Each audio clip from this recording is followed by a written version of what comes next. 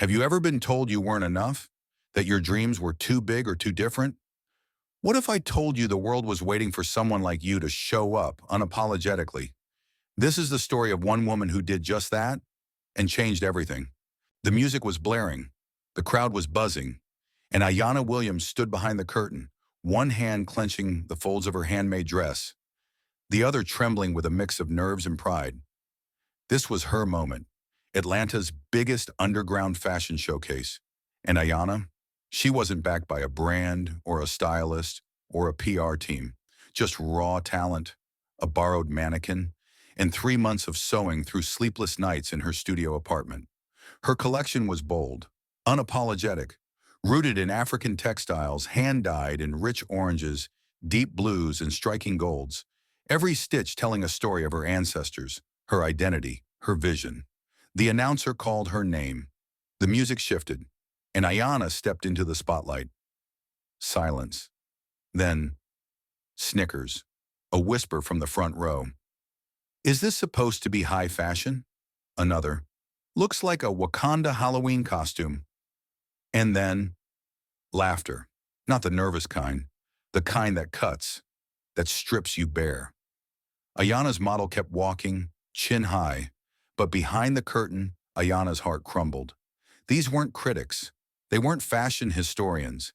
These were people who didn't know her story and didn't want to. By the time the final model exited, the applause was half-hearted, polite, a courtesy. And backstage, one designer muttered loud enough for her to hear, "Girl, this ain't Africa. It's Atlanta." Ayana didn't cry in front of them. She smiled, nodded, packed up her collection alone. But in the back seat of a rideshare, under flickering streetlights, the tears came fast. Not because they didn't understand her, but because she almost believed them. For a moment, she almost folded. But what they didn't know is that Ayana had fire stitched into her soul. And sometimes humiliation is the thread that sews a legend. This wasn't the end of her story. It was the spark. After Atlanta, Ayana told herself it was just one show, one crowd, one bad night. But the silence that followed, that was louder than any laughter. She sent out over 70 emails, carefully worded pitches, portfolios of her work, high-res photos of her designs. No typos, no shortcuts, just talent, just heart.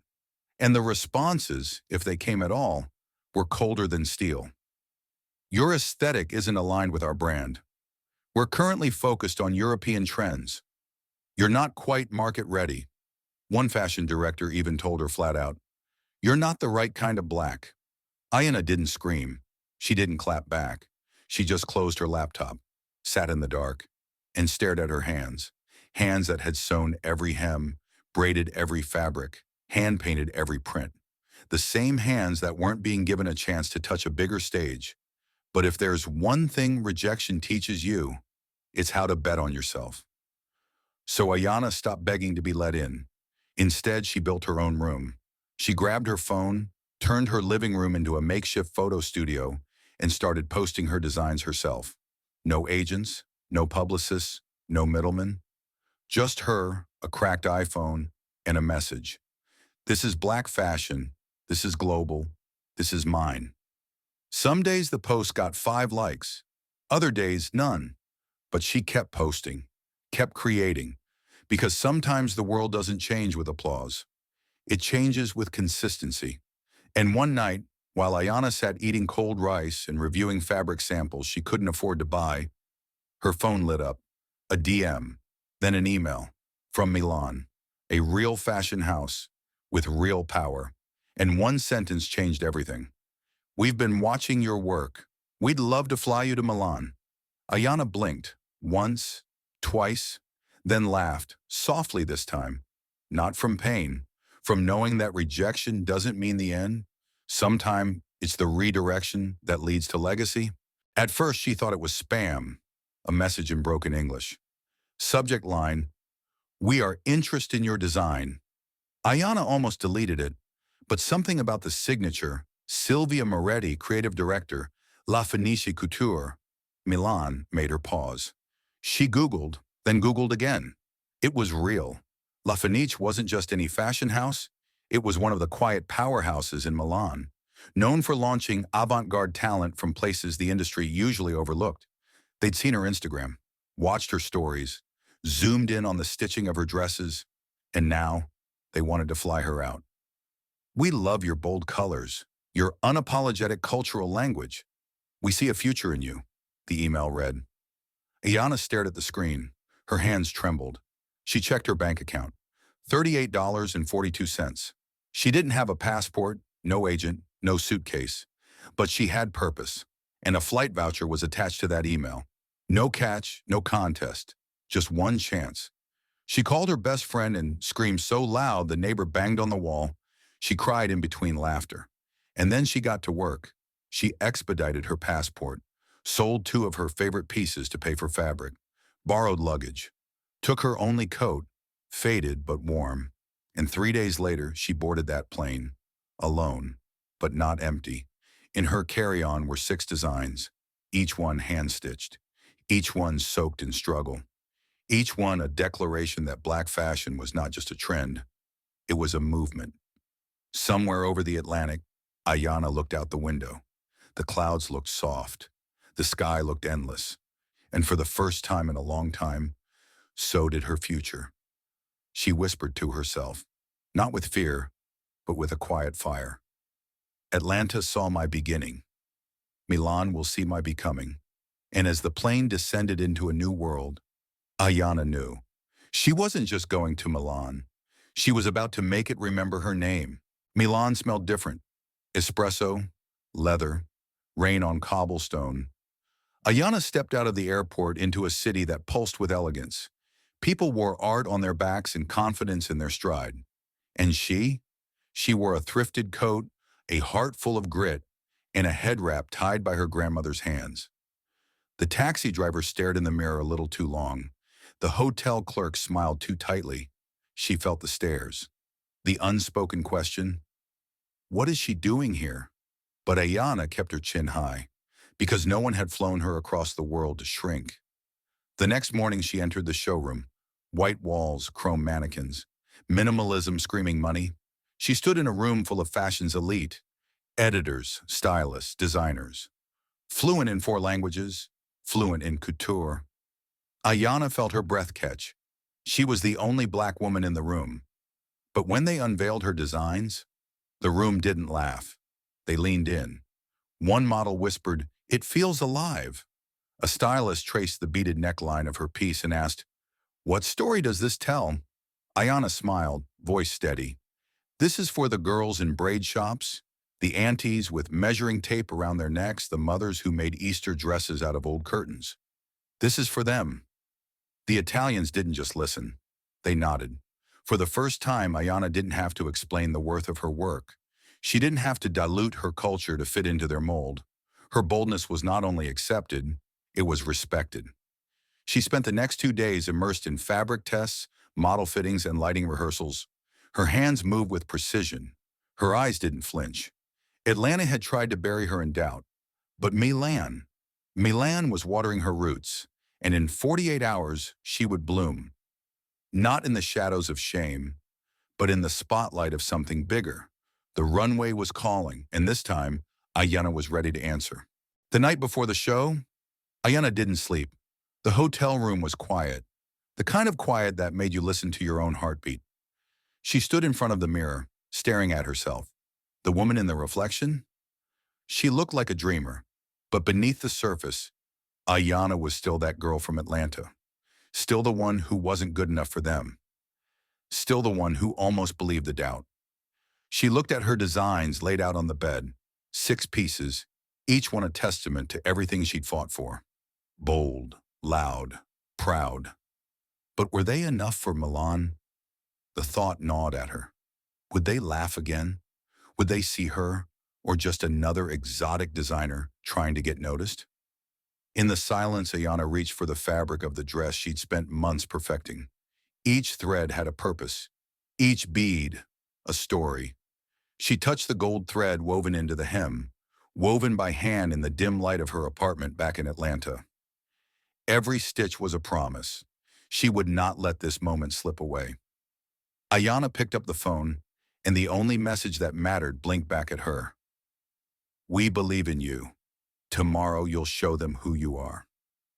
It was from her grandmother, the woman who taught her how to sew, how to be unapologetically herself, and how to never give up, no matter what the world said. Ayana smiled softly. She could almost hear her grandmother's voice, steady and wise. "Do it for the ones who never got the chance. Do it for the ones who laughed. But mostly, do it for you." She breathed deeply, inhaling the weight of everything that had brought her here. Tomorrow wasn't just another show. It was her statement. It was the moment that would change everything. She closed her eyes. And in that stillness, Ayana made a promise. "I'm not just here to be seen. I'm here to make them listen." Tomorrow, the world would know who Ayana Williams was, and they would remember. The night was quiet, but the storm was coming. The day of the show dawned gray. A thick layer of clouds hung low over Milan, as if the sky itself knew that something monumental was about to happen. Ayana woke early, her heart racing faster than her feet. She could hear the hustle of the city from her hotel window, people talking in rapid-fire Italian, the soft hum of traffic, the clink of coffee cups in nearby cafes. But in her chest, there was only one sound: thump, thump, thump. Today the world was watching. The makeup artists and hairstylists swarmed backstage like busy bees, their hands working quickly, almost robotically. Ayana's models, dressed in her designs, moved from station to station, eyes wide with nervous energy. But Ayana, she was calm, calm, but not quiet. In the pit of her stomach, a fire burned, hot, bright, and fierce. She slipped into her first dress, one she had stitched for herself, the one that said, "I am here, and I am not leaving." In the reflection, she saw the woman she'd always wanted to be, the woman who had survived rejection, the woman who had sewn her pain into power. She took a breath. The show was about to start. Ayana walked into the backstage area where the other designers stood, their faces a mix of arrogance and anxiety. She couldn't help but notice the quiet skepticism in their eyes. Would her clothes hold up? Would the audience understand? As the lights flickered on, a surge of nerves gripped her chest. But then she remembered something her grandmother had once said. "It's not about the crowd. It's about the truth you carry with you." And Ayana's truth? It was sewn into every seam. The music began to thump through the speakers. The lights hit the runway and Ayana's models stepped out one by one. The crowd's murmurs buzzed in the air. But Ayana's eyes were locked on her work. The dresses shimmered under the lights. Her designs, bold and unapologetic, were speaking louder than any critic ever could. This was the moment she had been waiting for. And the world was finally listening. The final model stepped off the runway, and for a moment, silence. The crowd, fashion's elite, the critics, the influencers, the million-dollar investors, held their breath. Ayana stood at the edge of the backstage, watching. Her heart was racing, pounding so loudly in her chest it almost drowned out the sound of the lights and music.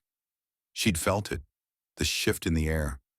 The moment when doubt turns to realization, the moment when the world starts to understand, and then a single clap. It was slow at first, tentative, unsure, but then another joined in, and another, until the applause filled the room. It wasn't polite, it wasn't restrained, it was raw, it was powerful. Ayana stepped out from behind the curtain, and the applause grew louder. The crowd, once cold and dismissive, was now standing, every one of them on their feet, acknowledging the force of what had just unfolded. A line of journalists gathered at the edge of the runway, shouting questions over the roaring claps. "Who are you? What is your inspiration? Where did you come from?"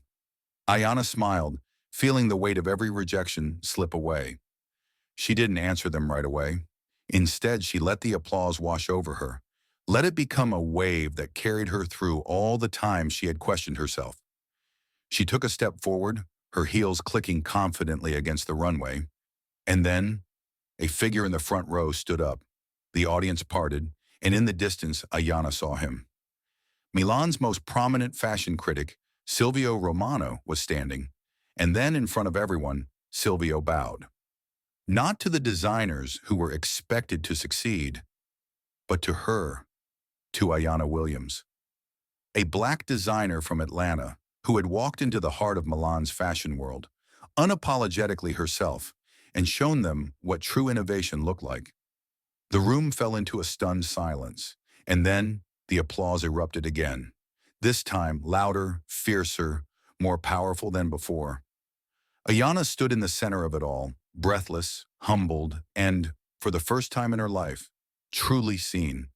Milan had not just welcomed her, they had given her the stage, and Ayana knew deep down that this was only the beginning. She wasn't just breaking barriers, she was rewriting the whole script. Months passed since the show in Milan. Ayana's name became synonymous with boldness, with innovation. She had done more than turn heads on the runway. She had sparked a revolution. Her designs were no longer just clothing. They were statements, pieces of history, statements of defiance. She built her brand La Fiera from the ground up, a brand that celebrated Black culture, a brand that acknowledged the hands of Black seamstresses, the voices of Black creatives, and the stories that had long been ignored. Her first collection hit the stores, and it was sold out in 24 hours. Celebrities wore her pieces on red carpets. Magazine covers featured her work. But it wasn't the fame that Ayana cherished most. It was the quiet moments, the calls from young Black designers asking for advice, the letters from girls in Atlanta, in Detroit, in Oakland, girls who had never seen someone like Ayana make it to the top. They told her, "You're the reason I'm chasing my dream." Ayana smiled, her heart full. She hadn't just built a fashion empire. She'd built a legacy for the girls who were told they weren't enough, a legacy for the ones who had been told to fit into a mold that wasn't made for them. And then one afternoon, as Ayana stood in her studio, a small box was delivered to her desk. She opened it, carefully pulling out a letter. It was from Milan, the very place where she had been laughed off the runway. The letter read, "We are proud to announce the first ever La Fenice Couture Prize for emerging designers. Your work has inspired us to rethink what fashion can be. You've changed our world. Now we want to help others do the same." Ayana's eyes filled with tears. She had come to Milan with nothing but a dream, and now she was changing the industry. She was the change, and she was making sure it would last.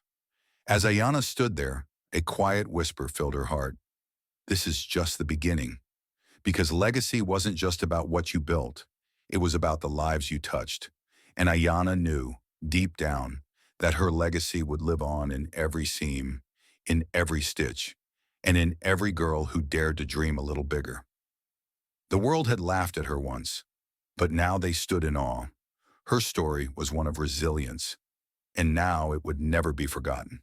From the laughter of doubt to the standing ovation of victory, Ayana's journey proves that no matter where you start, your voice, your vision, and your truth are powerful enough to change the world. Never let anyone dim your light. The runway is yours, and the world is watching.